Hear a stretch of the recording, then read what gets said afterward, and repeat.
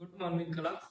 तो आज हम सब पढ़ेंगे क्लास 6, 7, 8, 9, 10 और बाकी कॉम्पिटिटिव क्लास के लिए भी सबसे जरूरी क्लास वर्ण विचार।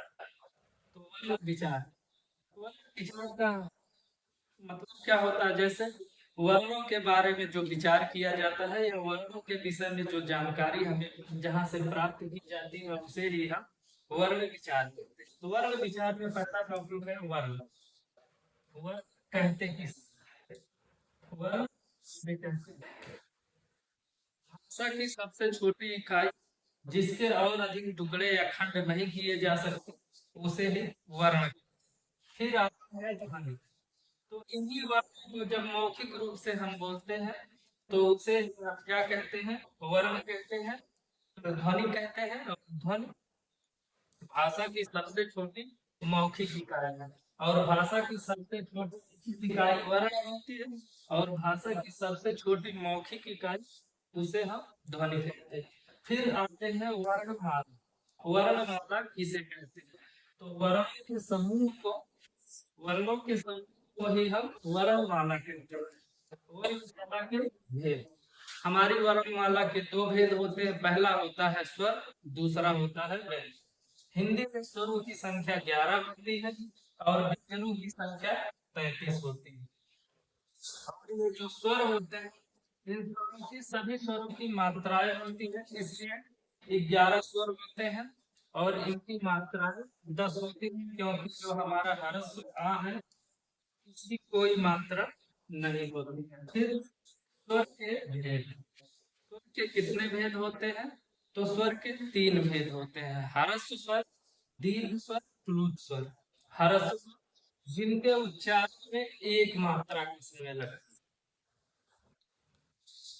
जिनके उच्चारण में एक मात्रा का समय लगता है उसे ह्रस्व स्वर कहते हैं। दीर्घ स्वर जिनके उच्चारण में 2 मात्रा का समय लगता है उसे दीर्घ स्वर कहते हैं।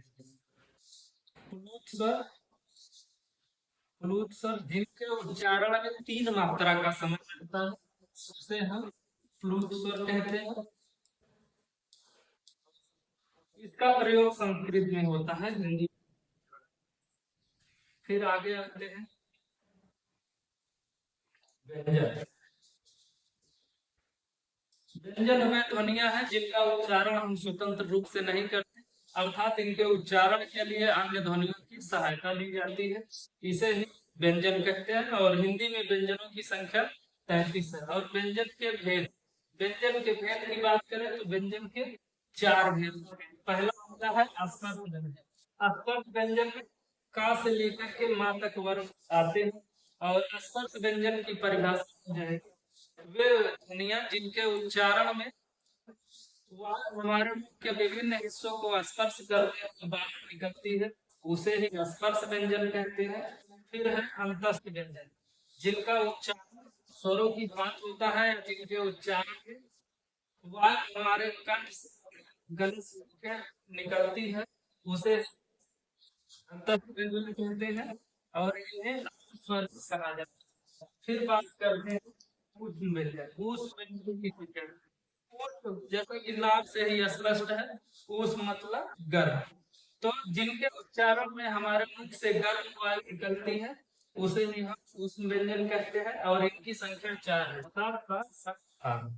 फिर आता है संयुक्त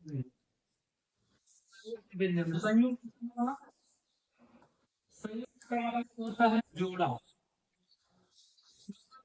जिन ध्वनियों का निर्माण दो ध्वनियों के मिलने से या दो व्यंजनों के संयोग से होता है उसे ही संयुक्त व्यंजन कहते हैं, जिसे छात्रा ज्ञान शराब। फिर आते हैं, ये बनता कैसे देख लीजिए। फिर बात करते हैं अल्प प्राण महाप्राण।